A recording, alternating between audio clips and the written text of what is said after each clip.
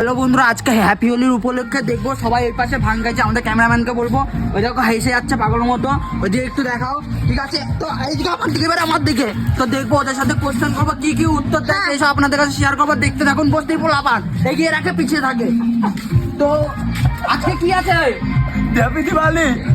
দেখেছেন আমার কোশ্চেনই ভুল মনে হচ্ছে। আপনার বয়স কত? চাকদাই বাড়ি।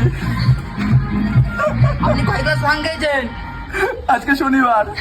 হ্যাপি দিওয়ালি। হ্যাপি দুর্গা পুজো। এই পাশে আরো দুজন রয়েছে, হনুমান।